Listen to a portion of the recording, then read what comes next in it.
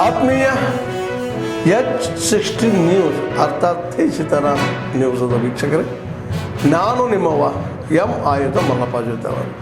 ತಾವು ಈಗ ಸುದ್ದಿಗಳ ಲೋಕಕ್ಕೆ ಎಂಟ್ರಿ ಹೊಡಿತಾ ಇದ್ದೀರಿ. ಈ ಸುದ್ದಿಗಳನ್ನು ಪ್ರತಿಯೊಂದು ನೋಡೋ ಜೊತೆಗೆ ನಿಮ್ಮ ಅಭಿಪ್ರಾಯಗಳನ್ನು ಹಚ್ತಾ ಇದೆ. ಯಾಕಂದರೆ ಈ ಸುದ್ದಿಗಳು ನಿಮಗಾಗಿ, ನಿಮ್ಮ ಬದುಕಿಗಾಗಿ, ನಿಮ್ಮ ವೈಚಾರಿಕೆಗಾಗಿ, ನಿಮ್ಮ ತಿಳುವಳಿಕೆಗಾಗಿಯೂ ನಿಮಗೂ ಗೊತ್ತು. ಜೊತೆಗೆ ನಮಗೂ ನಿಮ್ಮೊಂದಿಗೆ ಇದೊಂದು ಮಾತಾಡುವಂಥ ಜೊತೆಗೆ ಸುದ್ದಿಗಳನ್ನು ಬಿಡುವಂಥ ಕೆಲಸ.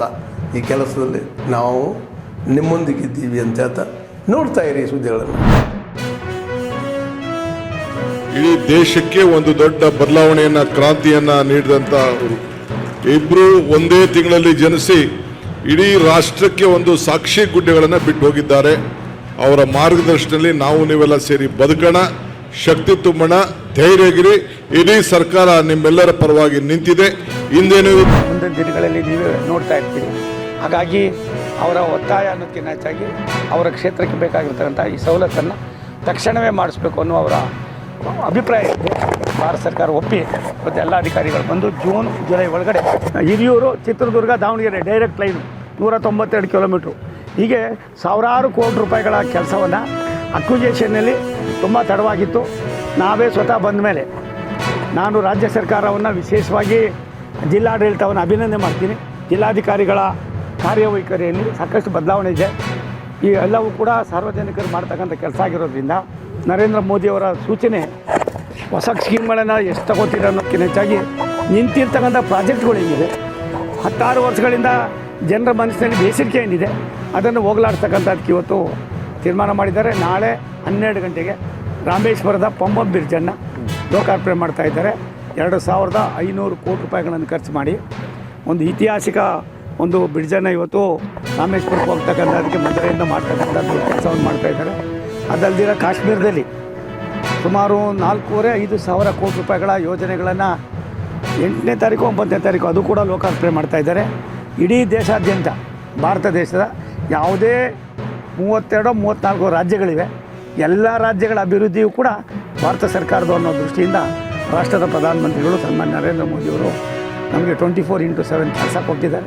ಆ ಕೆಲಸವನ್ನು ಮಾಡಿ ಜನರ ಮೆಚ್ಚುಗೆಗೆ, ಜನರಿಗೆ ಬೇಕಾಗಿದ್ದ ಅವಶ್ಯಕತೆಗಳಿಗೆ ಮಾಡ್ತೀವಿ. ಸಬರ್ಬನ್ನು ಈಗಾಗಲೇ 2 ಸ್ಟೇಜನ್ನು ನಾವು ತೊಗೊಂಡಿದ್ದೀವಿ. ಇನ್ನೆರಡು ಸ್ಟೇಜ್ ಇವ್ರ ಕೈಲಿ ಮಾಡೋಕ್ಕಾಗೋದಿಲ್ಲ. ಅದಕ್ಕೆ ನಾನು ಮತ್ತು ನಮ್ಮ ಮಂತ್ರಿಗಳಾದ ಸನ್ಮಾನ್ಯ ಅಶ್ವಿನಿ ವೈಷ್ಣವ್ ಅವರು ಚರ್ಚೆ ಮಾಡಿದ್ದೀವಿ. ಈ 2ನೇ ಸ್ಕೀಮನ್ನು ಇನ್ನು ಸ್ವಲ್ಪ ದಿವಸದಲ್ಲಿ ನಾನು ಇನ್ನೊಂದು ವಾರದಲ್ಲಿ ಮತ್ತೆ ಅದೊಂದು ಮೀಟಿಂಗ್ ಮಾಡ್ತಾಯಿದ್ದೀವಿ. ಅದನ್ನು ಕೊಯ್ಗಾಡ ಇವಾಗ 2 ಮುಗಿಸಿ ಇನ್ನೆರಡನ್ನ ನಾವೇ ತೊಗೊಂಡು ಅದನ್ನು ಮುಗಿಸೋದು ಅಂತ ಯೋಚನೆ ಮಾಡ್ತಾಯಿದ್ದೀವಿ. ಸಂಕೀರ್ಣ ರೈಲ್ವೆ ಇದು ಈಗಾಗಲೇ ಸರ್ವೆ ಆಗ್ತಾಯಿದೆ, ಮುಗಿತಾ ಇದೆ. ಅದಾದಮೇಲೆ DPR ಮಾಡೋದೇನೋ ಅದೊಂದು ಮಾಡ್ತಾಯಿದ್ದೀವಿ. ಎಲ್ಲಕ್ಕಿಂತ ಮಿತವಾಗಿ ಒಂದು ಟರ್ಮಿನಲನ್ನು, ಏನು ಏರ್ಪೋರ್ಟ್ ಇದೆ, ದೇವನಹಳ್ಳಿ ಹತ್ರ ಏರ್ಪೋರ್ಟ್ ಇದೆ, ಐತಿಹಾಸಿಕ ಟರ್ಮಿನಲನ್ನು ಮೊನ್ನೆ ಸಿಕಂದ್ರಾಬಾದ್ನಲ್ಲಿ ಚಿರ್ಲಿಪಲ್ಲಿ ಅನ್ನುವ ಒಂದು ಗ್ರಾಮದಲ್ಲಿ ಒಂದು ಇದ್ರೊಳಗೆ ಮಾಡಿದ್ದೀವಿ. ಅದನ್ನು ಮಾದರಿಯಾಗಿ ಇಟ್ಕೊಂಡು ಕರ್ನಾಟಕದ 4 ಕಡೆಯಲ್ಲೂ ಕೂಡ 4 ಟರ್ಮಿನಲನ್ನು ಮಾಡಬೇಕು ಅನ್ನೋದು ನಮ್ಮ ಹಿರಿಯ ಮಂತ್ರಿಗಳಾದ ಸನ್ಮಾನ್ಯ ರೈಲ್ವೆ ಮಂತ್ರಿಗಳ ಅಶ್ವಿನಿ ವೈಷ್ಣವ್ ಅವರ ಬಯಕೆ ಆಗಿದೆ. ಅದನ್ನು ಮೊದಲನೇದಾಗಿ ಪ್ರಾಯೋಗಿಕವಾಗಿ ನಾವು ಅದನ್ನು ತಗೊಳ್ಳೋದಕ್ಕೆ ತೀರ್ಮಾನವನ್ನು ಮಾಡ್ತೀವಿ. ಇಂಥದ್ದಲ್ಲೂ ಕೂಡ ಪೊಲೀಸವರು ತಮ್ಮ ತನವನ್ನು ಬಿಟ್ಕೊಟ್ಟಿರಲ್ಲ, ವಿಶೇಷವಾಗಿ ಕರ್ನಾಟಕದ ಪೊಲೀಸರು. ಅದು ಯಾಕೋ ಏನೋ ಇತ್ತೀಚೆಗೆ ಸ್ವಲ್ಪ ಅವರು ಕೂಡ ನಿರ್ಲಿಪ್ತತೆ ಆಗ್ತಾಯಿದ್ದಾರೆ. ಇದು ಬೇಡ, ಒಂದು ಯಾರೂ ದೊಡ್ಡವರಲ್ಲ ಕಾನೂನಿಗಿನ್ನ. ಈಗಾಗಲೇ ಅವ್ರ ತಮ್ಮವರು ಕೂಡ ಕಂಪ್ಲೇಂಟ್ ಕೊಟ್ಟಿದ್ದಾರೆ. ಕಂಪ್ಲೇಂಟನ್ನು ಆಧಾರವಾಗಿ ಇಟ್ಕೊಂಡು ಏನು FIR ಮಾಡಿದ್ದೀರಿ, ಆ FIR ಜೊತೆಯಲ್ಲಿ ಯಾರು ತಪ್ಪಿತಸ್ಥರಿದ್ದಾರೆ ಎನ್ಕ್ವೈರಿ ಆಗಲಿ.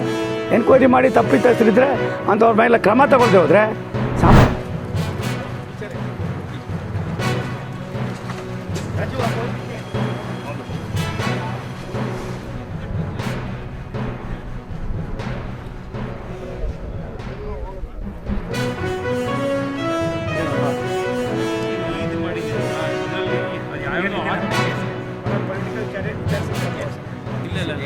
ಅದಾಗೋದಿಲ್ಲ. ನಮಗೆ ಜನ ಬರೋದು, ನಮಗೆ ಟ್ರೈನ್ ಬೇಕಿಲ್ಲ.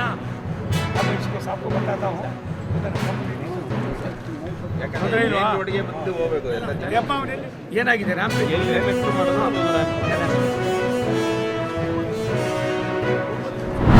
These 2 visits happening in quick succession demonstrate the rather special and unique nature of the India-Sri Lanka partnership. The ongoing visit is a very substantive one and rich in outcomes. So let me take you through a little bit of what has happened since the arrival of Prime Minister yesterday late in the evening and some of the discussions that have already taken place today. So you'll be aware that after concluding his engagements at the BIMSTEC summit in Bangkok in Thailand, the Prime Minister arrived yesterday evening in Colombo to a very warm welcome. He was received by 6 cabinet ministers of the government of Sri Lanka, led by Foreign Minister Vijitha Herath. Later on at the hotel, he received a very warm welcome from the Indian community that had gathered there in good numbers.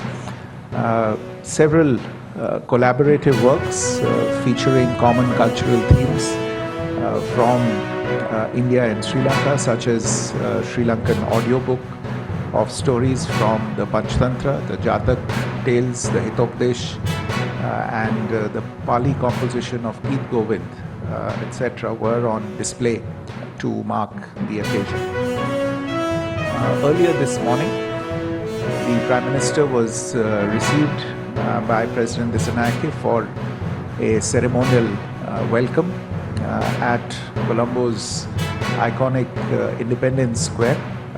I'm told that the Independence Square has been used for such a ceremony, possibly for the first time ever, to welcome a foreign head of state or head of government.